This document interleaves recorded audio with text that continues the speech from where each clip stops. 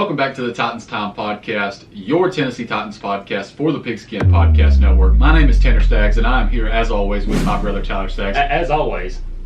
Okay, that's just the way that I do my intro. Look, I got to say, welcome back. Glad to have you back on here. Glad to be back. Not under these circumstances, but I'm glad to be back. Wish it was better circumstances and a Titans win, but it is what it is. How are you doing on this Titans loss day game season opener? Before we get into everything and how the game went, Titans versus Cardinals, week 1, the season opener, home opener for the Titans. Let's go ahead and plug everything. I'll let you get started with that. Guys, if you want to check out our merch, our shirts, hats, phone cases, stickers, all of that good stuff, all you have to do is go to titans-time.myshopify, that's shopify.com/collections. If you're listening to the audio pod, make sure you go, if it's on Apple Podcasts, Spotify, whatever, either follow, subscribe, whatever it is, rate us 5 stars, leave us some comments, some questions on there. We'd love the interaction. If you're watching on YouTube, go down. If that subscribe button is red, hit it, turn it gray, turn on the post notifications, make sure, drop a like on the video. That like is going to, let's say that like, for each person that likes the video, that's going to help the Titans' chances of coming back even stronger next week against the Seahawks. Share the video with your family and friends, and go down, leave us some comments, give us your thoughts on the game. Also, make sure that you're following us on social media, the ones that we're most active on. Twitter is Titans_time, Facebook is Titans Time, and on Instagram it is Titans Time Podcast. All right, let's get into it. Let's talk about this game, Titans home opener against the Arizona Cardinals, which coming in out of this stretch of the first 2 games, I did not think it was going to be the toughest one. Obviously, the Cardinals had a different opinion. They seem like a really good team, and we're going to talk about that more later. But I believe I'm kind of okay. So yeah, the final score 38-13. I was forgetting the missed extra point there, and for some reason was thinking 14 for a second, but 38-13. Sorry, and it was just honestly an ugly game all around. Lots of stuff to unpack with the Tennessee Titans, offensively, defensively, on special teams, and then a lot to unpack, honestly, with the Cardinals as well, because they look really good. They were a team who I thought our receivers could take advantage of their secondary, and that did not happen. Which granted, that is because of their pressure up front, and I have to say our half-ass offensive line this game. It was not a great performance for the offensive line. As you can tell, my voice is getting pretty close to shot right now because I was yelling a lot and I was not happy with our offensive line. So they had their problems in the run game as well, but it really speaks for itself that they gave up 6 sacks. And the fact that five of them to Chandler Jones. I was just about to make the point. The fact that you give up 5 of those sacks to one player on the opposing team just shows not only were the offensive line just wasn't executing its job, but what were the offensive line coaches doing, or the offensive coordinator, Todd Downing, what were they doing to ensure that Chandler Jones was not getting into the backfield? Because it didn't seem like it was a whole lot. Even if he didn't get back there and get a sack, he had pressure on Tannehill. Exactly. And it didn't matter if he was going against Lewan, if he done a move in to Saffold and Ben Jones, or if Kendall Lamb was out there. It didn't matter who was out there. He was having his way today with the Tennessee Titans. And I seen someone say this on Twitter. Can't remember who it was, but it did make me, I don't want to say chuckle a little bit, but kind of, raise your eyebrows that's a good point. Because they were like, when Chandler Jones breaks the sack record for a season this year, he needs to go back and thank the Titans for giving him 5 in week 1. Absolutely. Honestly, either the Titans' offensive line was just incredibly bad, or Chandler Jones this season is about to have one of the best defensive performances for a full season that we have ever seen. Because if that is the way that he plays every single game, and that was not just a product of the Titans offensive line not having their shit together, not being ready, that is bad news for whoever he plays and against. Credit to him on his film study, because I believe that he was the one who, in the first quarter, hit Tannehill on the play action, caused the fumble where the Cardinals got it at the 1 yard line. Because that just shows the film study that he went back and done from last year, because this is a play action that the Titans love doing. They ran that's a play that they ran all of the time last season. And it looks like it's going to be pretty. It was like always open, because Tannehill could roll out. He had time because everyone committed to Henry. Chandler Jones said, "No, I'm not doing that this time. I'm making a beeline straight for Tannehill." And when Tannehill turned around, Chandler Jones was right there, there was nothing he could do about it. I mean, it seems like that play action play is going to be something that is going to be used a lot again this year if they don't say, well, if it turns out that way, we're going to go away from it. I mean, right. And really, it wasn't just Chandler Jones. You had J.J. Watt, even though like he didn't have sacks or anything like that, or a lot of sacks. I don't know if he. I can't remember who got the other sack. But either way, he was still getting in the backfield and putting pressure on Tannehill. He was getting back there and being able to trip Derrick Henry up in the backfield. It was just all around a very rough day for the Titans. Rough day offensively because the offensive line had trouble getting it together, which really was just a ripple effect to the rest of the offense. And then you had drops by Swain, Julio. And Julio's another guy that we're going to have to talk about at some point during the show, I'm assuming here soon, because he did not come out and play a great game. The defense had their struggles.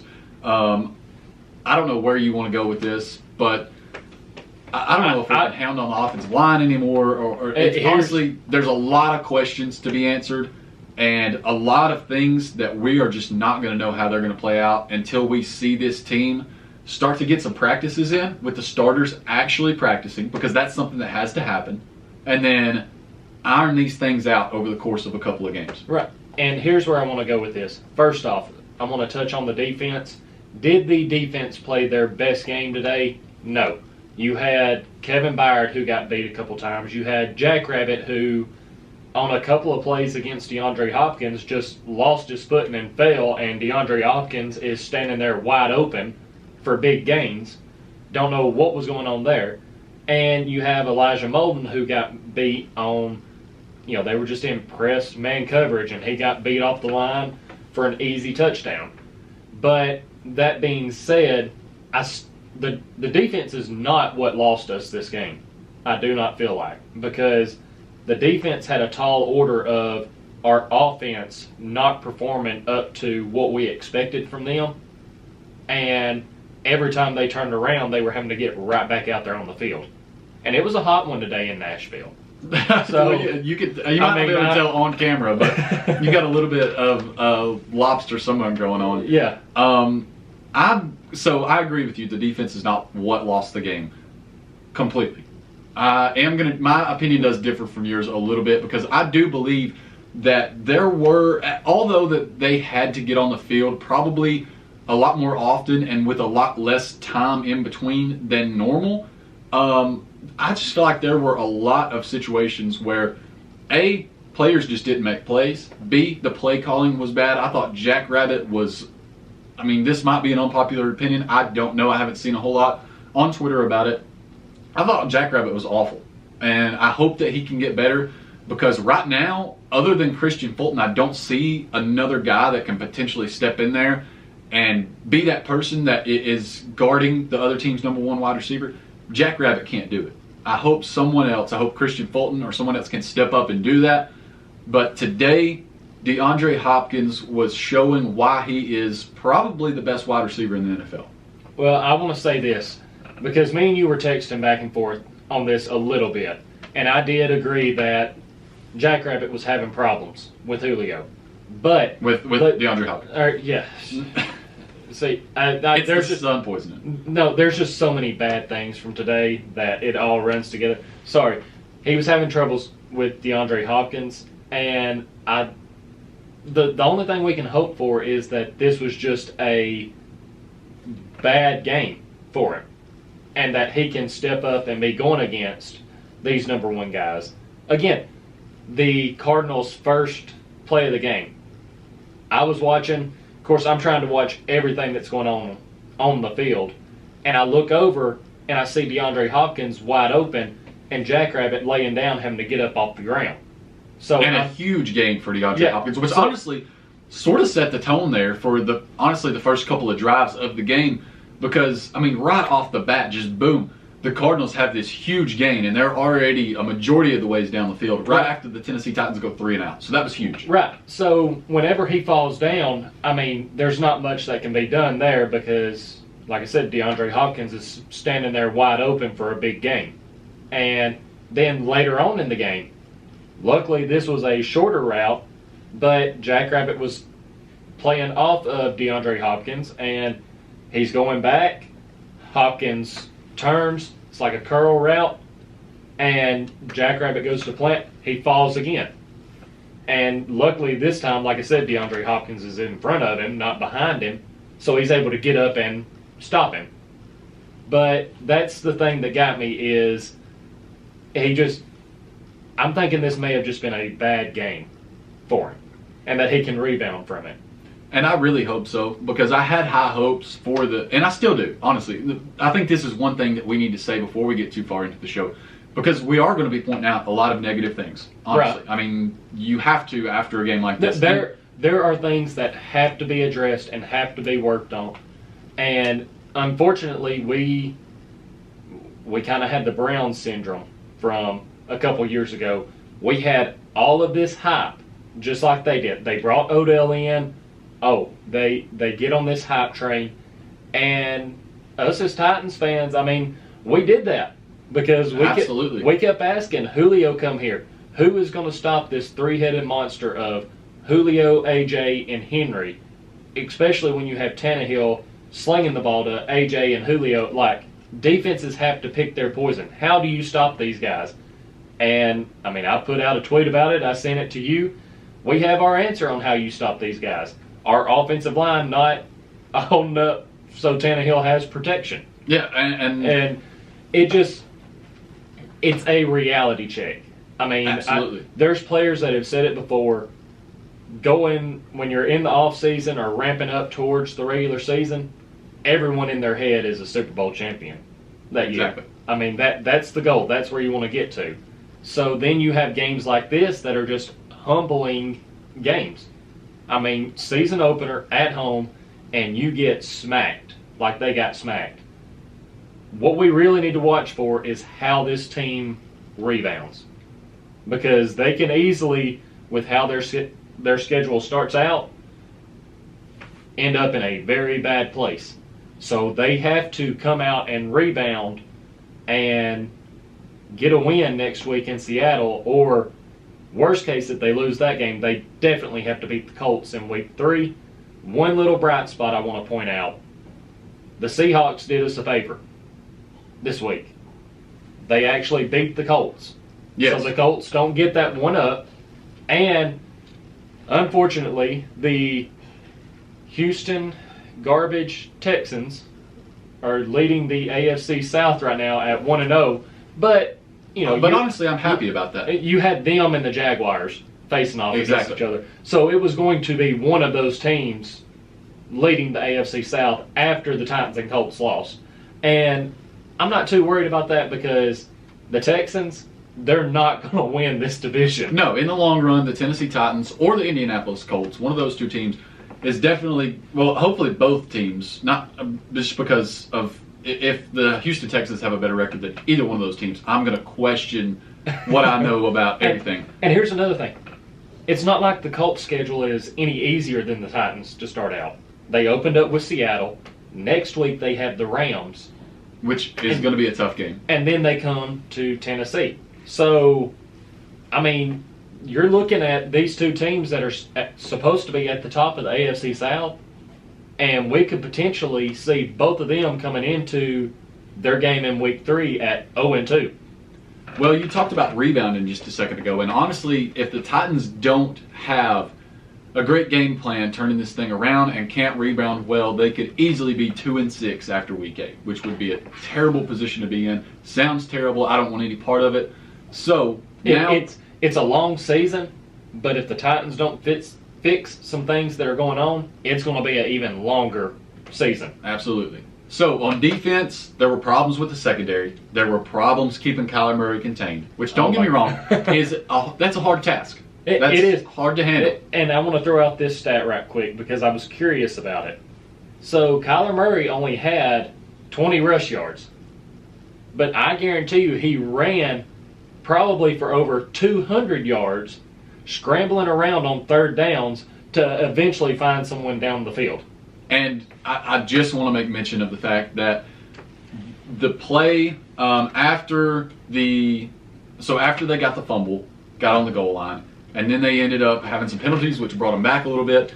And then it's 3rd and goal, I believe. And Kyler Murray, I can't remember. It doesn't matter if he was in shotgun, whatever. Anyways, he takes the snap. He ends up rolling out to the right. You obviously were at the stadium. On TV, one of the announcers, can't remember who it was, says, "This is where Kyler does some of his best work." And it was more like, this is where Kyler finds number 10 and he does some of his best work. Yeah. Because he just puts it up where literally nobody else can get it. It honestly, 100%, I thought DeAndre Hopkins was out of bounds. And then it shows the replay, and this guy's nowhere near being out of bounds. Well, it's so crazy because when you're there, like from where we're sitting at, close to the Titans tunnel, we're on up a little bit, and you can't exactly see like the line at the back of the end zone right there because just people standing up and some stuff blocking it. So I seen DeAndre Hopkins coming open at the back of the end zone, running, and Jackrabbit trying to keep up with him. And as soon as I seen that, I was like, oh no. Like, please do not let Kyler Murray see this. He saw it, like you said, put it up to DeAndre, and from where we were at with everyone standing up, we were hoping that somehow Jackrabbit had pushed him out of bounds. But he just, after he skied up for it and caught it, he basically just let his legs go dead. They tapped in, and it, like you said, he was just doing what he does. Yeah, and I mean, he's just such a great wide receiver. Honestly, I thought when he was traded away from the Houston Texans that we weren't going to be tortured by DeAndre Hopkins anymore. Even with J.J. Watt being traded away from the Texans. And J.J. Watt as well, which he wreaked a lot of havoc. It doesn't show up on the stat sheet. Right. He did a lot of things that altered what the Titans were trying to do. And speaking of altering what you're trying to do, I'm going to hit on that here in just a second. But last thing for me on the defense is I don't know exactly what all of the issue is. Don't know if they just need to, because there's a lot of new faces. I don't know if they need to get used to working together or if there's something still going on with the play calling. I mean, things seem to be different as far as how they're playing and the plays that they're calling. They seem to trying to be more physical. They're on the wide receivers a little bit harder. I don't know if they just need some time or if there are some real problems there. Here's what I'm going to say on it, and this is just my takeaway. Go to the comments and let us know what you think on this. But for me personally, sitting there watching this, I think if they were to be going against a quarterback that did not have the scrambling ability of Kyler Murray, the defense would have been doing a lot better. Because Kyler was scrambling around on these third downs and even some earlier downs and just buying time for his receivers. And even though we were getting guys right there around Kyler, they couldn't get their hands on him.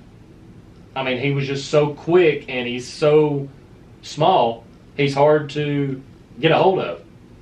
And that allowed him to buy time. It's hard for the secondary to cover that long. So someone comes open, he's able to find them. And that's what I'm talking about. If you have a quarterback that is a pocket quarterback, he doesn't have that scrambling around ability and just basically the playmaking ability to where he can just extend plays like that, I believe the Titans would have had a lot of sacks today if they were facing someone like that. Unfortunately, we're going to be going against a couple more quarterbacks that can do that same thing.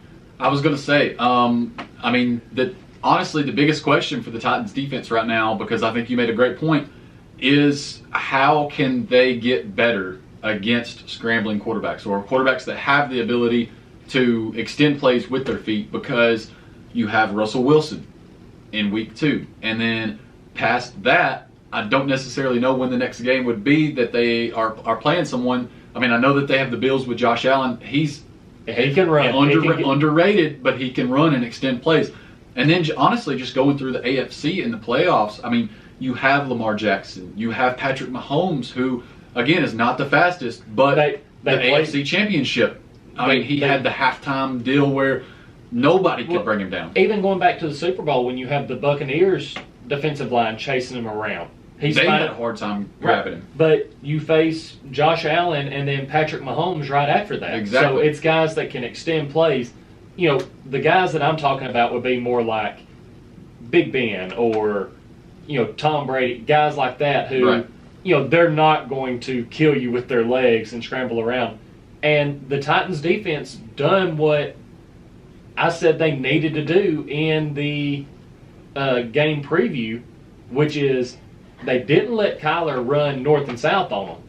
I said that you need to keep him moving sideline to sideline. But then the secondary just eventually broke down. Right, but you still have to be able to get to him. Like, when you start running him sideline to sideline, you need to get him running to the sideline where he's running out of bounds. Right. Not letting him circle back around and just kill you.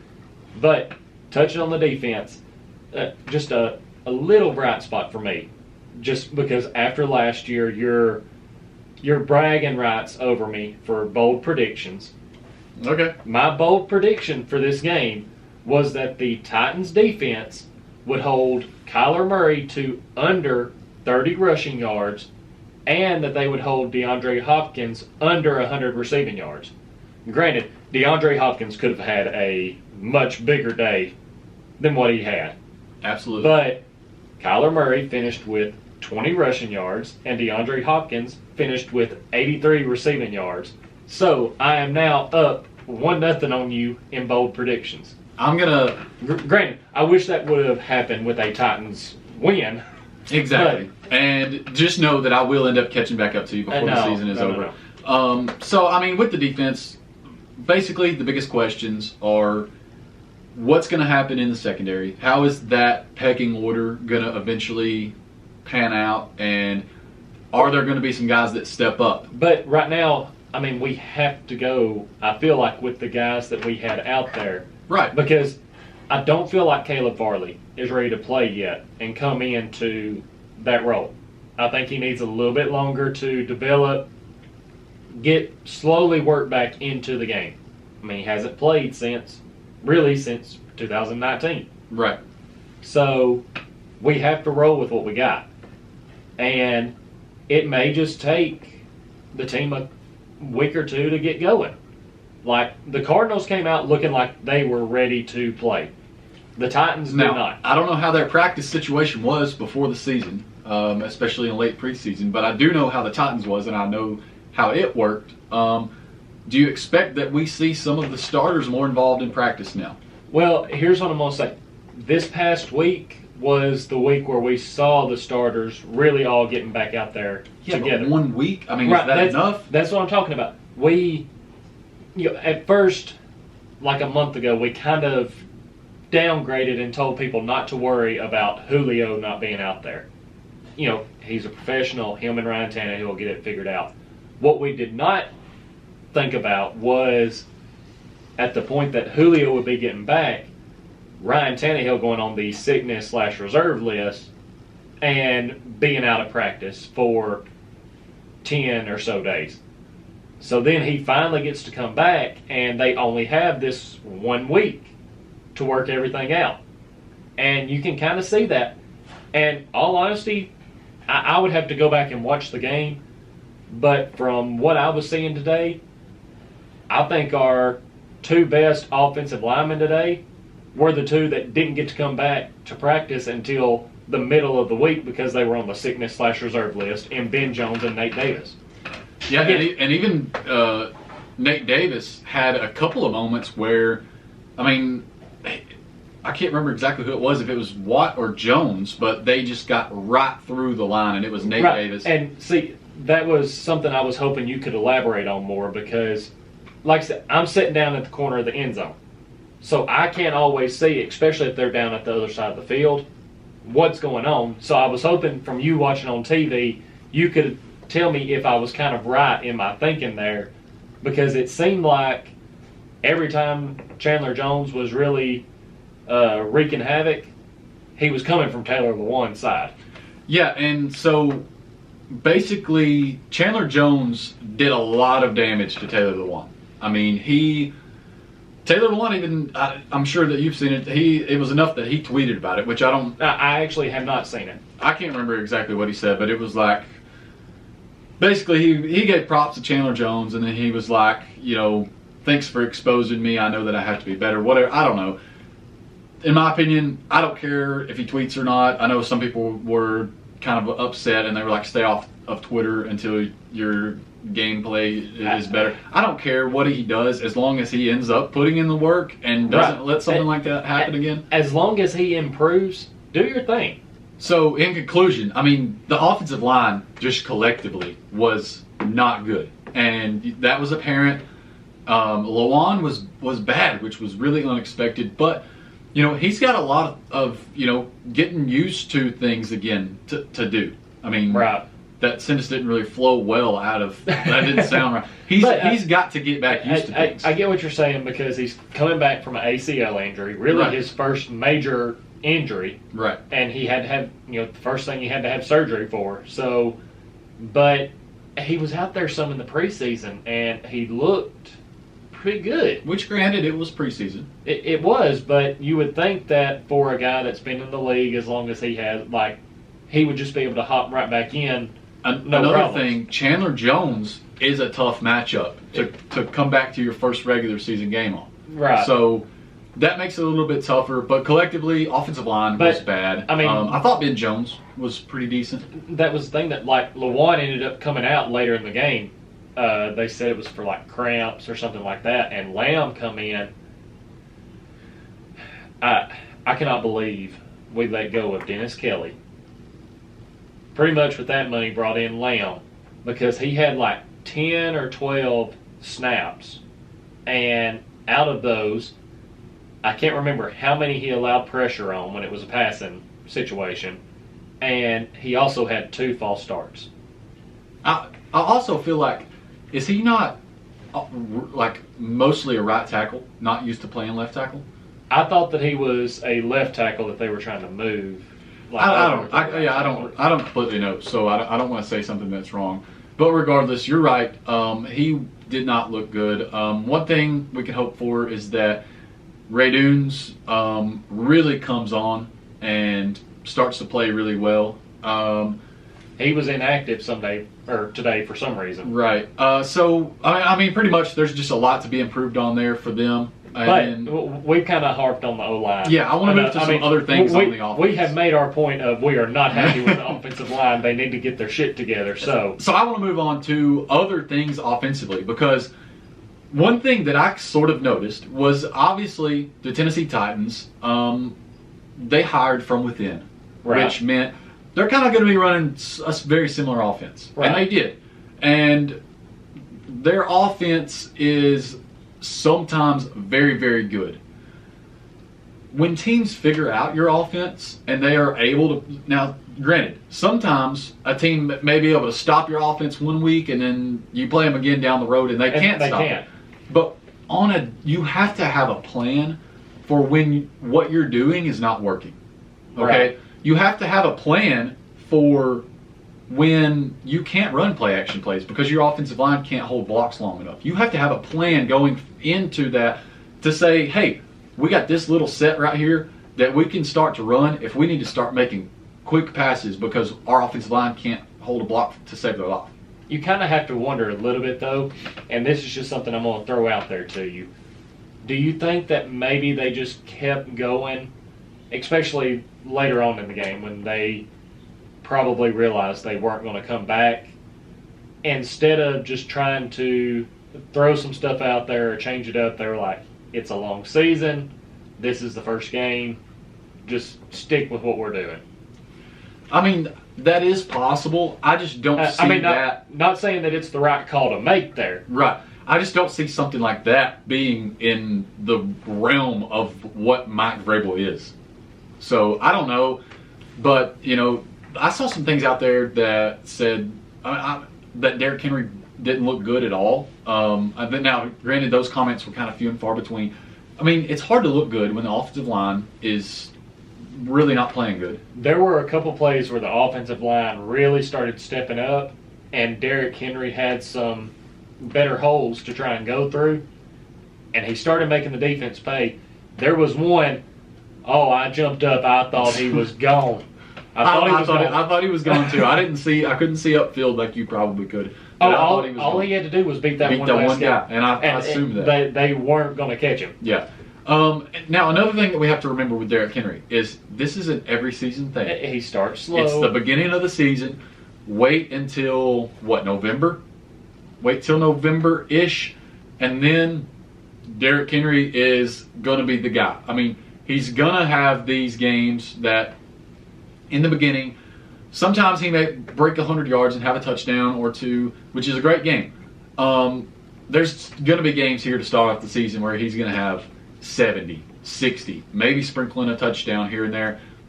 He will pick up the pace. This is what he does. We have to get used to that.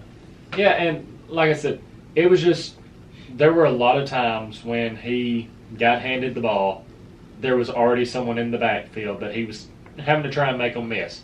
Now, there were a couple times where he met someone one-on-one, and you can tell this guy is a lot smaller than him, and you're like, dude, come on now. You can't do that. The team needs a spark. Use your size to your advantage and run this dude over and make something more of it. There were a couple times that happened. There was one time he met Budda Baker. Budda come up and went low and hit him, and Henry went down right after that. And I'm like, come on now. And I'm just going to say, there's really not a player on the team that I can look at and be like, you did good this game. You kind of get a pass. No, all of them could have done more.